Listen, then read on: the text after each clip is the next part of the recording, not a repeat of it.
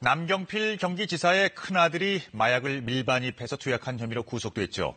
최근 들어서 마약 사범이 급증하고 마약의 거래 방식도 아주 교묘해지고 있습니다. 전 경찰청 마약수사과장이시죠. 박상용 변호사와 자세히 말씀 나눠보겠습니다. 안녕하십니까? 네, 안녕하십니까?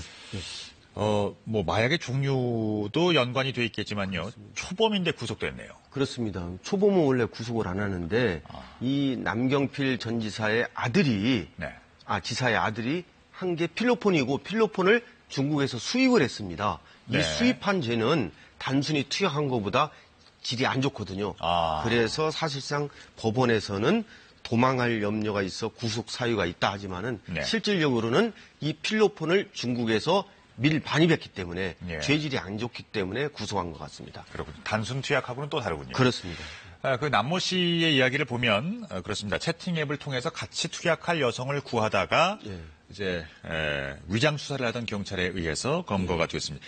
이건 이제 함정 수사랑은 다른 건가요? 그렇습니다. 이제 함정 수사는 불법이라는 이미지가 있는데 위장 수사는 경찰관이 마약 구매자로 위장을 하는 겁니다. 아마 이 남 씨가 마약을 중국에서 밀반입해가지고 같이 흡입하려고 아마 채팅 앱을 통해서 상대 여성을 좀 구하려고 한 것 같습니다. 그런데 거기에 걸려든 것이 이제 그 마약 구매자로 위장한 수사관이었던 거죠. 그래서 둘이 만나가지고 거기서 마약 거래하는 거를 잡은 거죠. 현장을? 예, 그렇습니다. 그러니까 여러 번 만나기로 했다가 그 약속을 취소하기도 하고 상당히 경계하는 모습을 보였다고도 하던데요. 예, 그렇습니다. 이 사람도 약간 의심을 한 것 같습니다. 혹시 이 사람이 진짜 마약 구매자가 아닐 수 있다. 그래서 자꾸 이제 취소를 하다가 결국에는 이제 신뢰감을 가진 다음에 그 현장에서 검거가 된 거죠. 그러니까 익명으로 들어갈 수 있는 이른바 데이팅 앱이라고 하나요? 이런 그 채팅 앱을 통해서 그러니까 이 마약 사범들이 이런 경로를 많이 이용하기 때문에 경찰도 요즘에 많이 들여다보고 있다고 하는데요. 그렇습니다. 예, 우리나라의 채팅 앱이 한 100여 개가 됩니다. 그러니까 채팅 앱에서 채팅하는 것 갖고는 증거를 포착하기 어렵습니다. 거기서 신뢰를 준 다음에 신뢰를 쌓은 다음에 둘이 전화번호를 알려주고 그 다음에 이제 전화번호로 통해 가지고 둘이 만나 가지고 현장에서 마약 거래가 이루어지는 거죠. 그때 검거를 해야 됩니다. 가장 많이 사용되는 그 수사 기법은 어떤 것들이 있을까요? 이 마약 사범은 일반 그 사범 범죄 수사하고는 틀리게 위장 수사가 필수적입니다. 그러니까 마약 구매자로 위장을 해가지고 인터넷을 통해서 마약을 판매하는 사람에게 접근을 해가지고 이 사람을 이제 만나가지고 검거하는 거죠. 또 하나는 이제 세관에서 우리나라의 마약을 밀반입하는 거를 용의자를 갖다가 이제 검색 시스템을 통해서 검색을 해가지고 정밀 검사를 통해서 하는 방법이 있습니다. 마약 사범 수사관들은 사실상 제보를 마약 사범에게 얻는 경우가 많습니다. 예. 근데 이제 마약 사범들이 수사관한테 수사를 협조를 해주면은 나중에 이 사람이 그 형벌을 받을 때 좀 감경을 해주거든요. 플리바게인이라는 게 우리나라에도 있네요? 우리나라에도 이제 암묵적으로 그렇게 있는데. 현실적인. 그렇습니다. 재판정에서 마약 사범의 재판을 받을 때 검사가 이 사람은 수사에 많이 협조를 해줬습니다. 그래서 판사님 형을 좀 강경시켜주기 바랍니다. 이런 얘기를 합니다. 그 일반적으로 마약 사범들이 사용하는 그 언어를 보면 이 사람이 마약과 관계 있는 사람이구나라는 걸 생각해야 하는 뭐 특수한 은어 같은 게 있다면서요? 그렇습니다. 마약 수사관이 되려면은 이 마약 범죄자들이 사용하는 은어에 익숙해져야 합니다. 마약이라고 하지 않고 필로폰 같은 경우도 아이스, 얼음, 뭐 대마초도 막대기, 이런 이제 은어를 사용하거든요.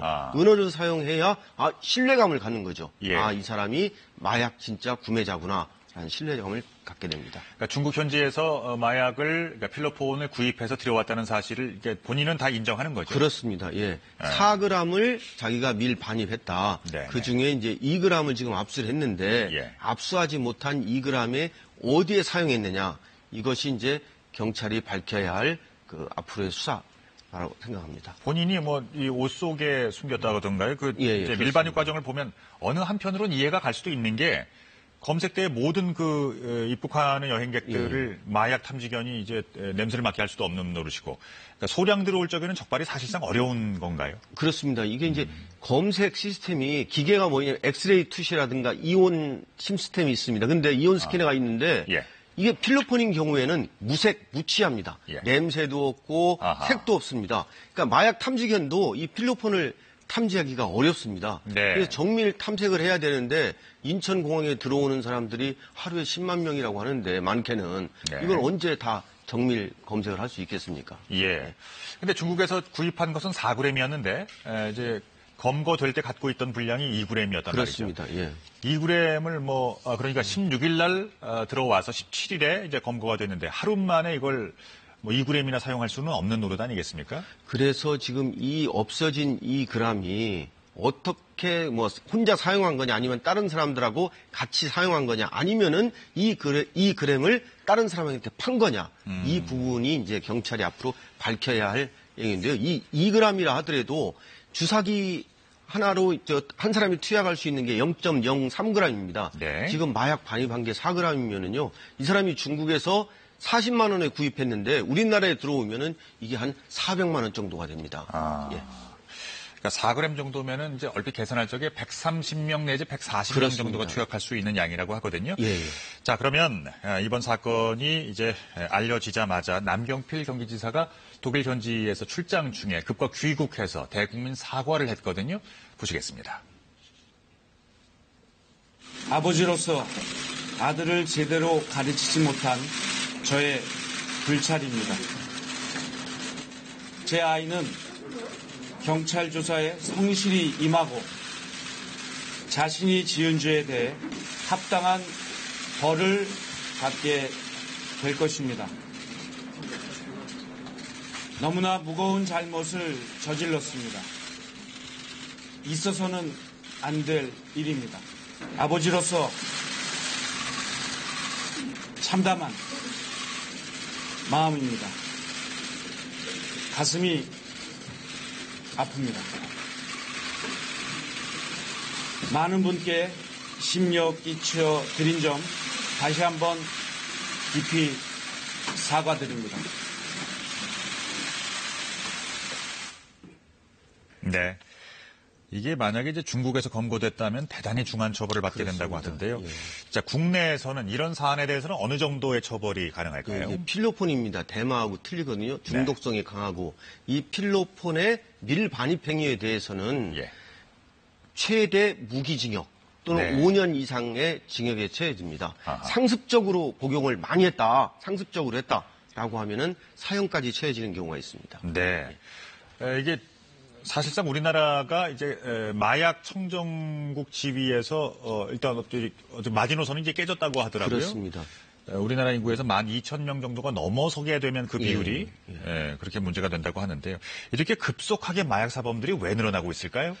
이 마약 사범이 지금 말씀하신 대로 2015년도에 한 11,000명이었습니다. 네. 근데 작년에 14,000명, 무려 19%가 늘어났고요. 압수된 마약도 재작년에 2015년도에 185kg에서 작년도에 224kg으로 31% 늘어났습니다. 네. 이거는 뭐겠습니까? 우리나라에서 마약 청정국의 지위가 상실됐다. 결국에는 이 마약의 수요자가 많아진다는 거거든요. 아하.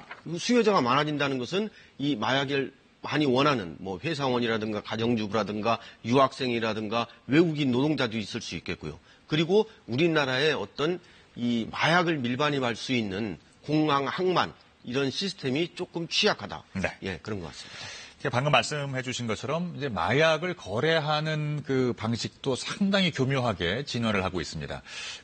준비된 화면이 있으시면 잠깐 좀 보여드리겠습니다.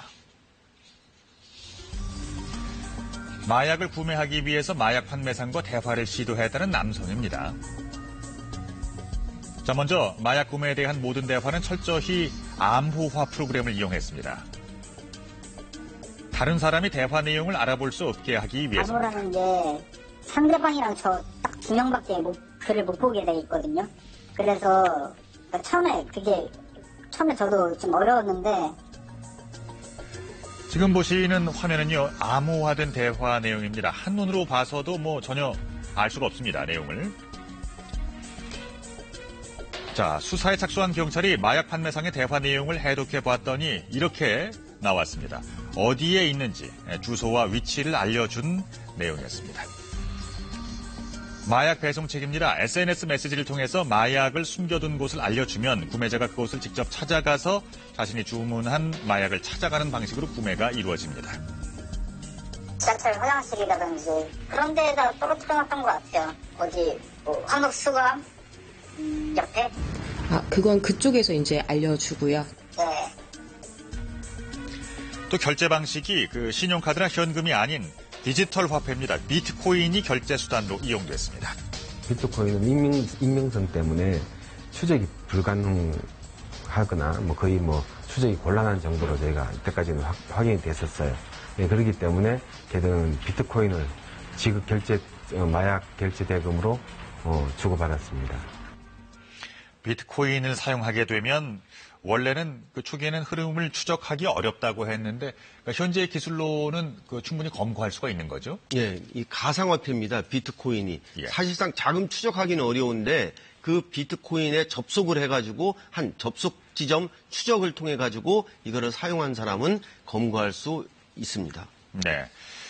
지난해 검거된 마약사범들의 직업군을 봤습니다. 그랬더니 우리가 애초에 생각했던 특수 직업군일 것이다라고 생각했던 부분이 틀렸다는 사실을 확인할 수가 있었습니다. 그러니까 평범한 계층이 많았어요. 학생이나 주부나 일반 회사원이나. 예, 옛날에 마약사범은 유흥종사업자들이 많이 했는데요. 네. 지금 보니까 작년 같은 경우에 마약사범이 회사원이 548명, 주부가 139명, 학생이 103명이나 된다는 겁니다. 그러니까 네. 가정주부나 학생이 왜 이렇게 마약사범들일까? 아마 제가 볼 때는 이 사람들이 어떤 사회적인 어떤 스트레스나 어떤 이런 불만이 있기 때문에 이걸 욕구 해소를 위해서 마약의 유혹에 빠져든 것 같습니다. 그러니까 처음에는 마약을 접하게 되더라도 이게 마약인 줄 모르고 사용을 하게 된다고 합니다. 그리고 지금은 과거와는 달리 마약이 그만큼 우리 생활 가까이에 이제 다가와 있다는 얘기인데요. 직접 집에서 대마를 키우는 일도 있고요. 마약을 제조한 경우가 적발되는 일도 많았습니다. 보시죠. 경찰이 다세대 주택의 원룸을 들이닥칩니다. 자, 방 안 곳곳에 약품이 된 용기와 각종 기구가 흩어져 있고 수납장 한편엔 하얀 가루가 발견됩니다. 이건 일반적인 기구들입니다. 재료로. 전직 제약회사 영업사원인 송모 씨는 인터넷에서 마약 제조 방법을 배워서 필로폰을 직접 만들어 판매하다가 경찰에 구속됐습니다. 비닐로 창문을 다 가리고 환풍 시설을 설치해놓고 다른 주민들이 잠을 자는 심야 시간에 주로 필로폰을 제조했어요. 또 대마를 직접 재배하다가 붙잡힌 마약 사범들도 많았습니다. 지난해 10월이었습니다. 한 시골 마을에 경찰이 들이닥칩니다. 대만에. 이 시골집에서 나온 대마는 무려 50kg. 돈으로 환산하면 시가 50억 원 수준으로 10만 명이 동시에 사용할 수 있을 만큼 막대한 양이었습니다. 이거 대만 어때요? 네? 그 대만을 왜 재배했어요? 연장 안 나서 연장이랑 그때로 그때로 이게 일이 이걸 버릴 일인데. 소를 먹인다고 했는데요. 정작 할머니 집엔 소가 없었고요. 수사 과정에서 같은 동네에 사는 권모 씨에게 대마를 판매한 사실이 드러납니다. 권모 씨가 그냥 길을 지나가다가 우연하게 유모 씨가 재배한 대마 같은 걸 보고 여기서 대마를 재배하는구나. 그래서 찾아가서 대마를 매입했다고 그렇게 진술하고 있습니다.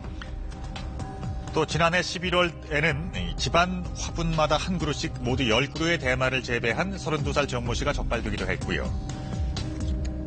집안에 대마추 있어? 집에 있어요. 이거는 뭐야? 대마추지? 또 어제 부산 도심 사무실에선 이 비료 용액으로 식물을 키우는 수경 재배 방식으로 대마를 직접 재배해서 판매하던 일당이 경찰에 붙잡히기도 했습니다. 수경 재배는 짧은 기간에 집중적으로 키울 수 있는 장점이 있습니다. 그리고 외부적으로 노출될 일이 없습니다. 내부에서만 재배를 하기 때문에. 자, 이렇게 우리나라가 한때 마약 청정 지휘국 지위를 갖고 있었습니다만은 바로 얼마 전부터 이제 이게 위협을 받기 시작하고 있습니다. 그간에 이제 마약 수사 경험도 많으신데요. 근절 대책들은 어떤 게 가장 최우선이라고 보십니까? 먼저 마약 공급을 차단을 해야 합니다. 공급을 차단하려면 검색도 좀 강화해야 해야 한다고 생각합니다. 마약 수사 요원도 늘려야 되겠고요. 또 하나는 마약 사범들이 재범을 하지 않도록 이 수요를 억제시켜야 됩니다. 아하. 마약 투약자들을 무조건 교도소에 수감하는 것보다는 치료를 통해서 좀 수요를 끊는 것도 중요하고요. 마약 퇴치 홍보 사업 이런 것도 좀 제대로 좀 잘 해줬으면 좋겠다고 생각합니다. 예, 잘 알겠습니다. 네. 지금까지 경찰청 마약수사 과장 출신이시죠? 박상용 변호사와 함께했습니다. 고맙습니다. 네, 감사합니다.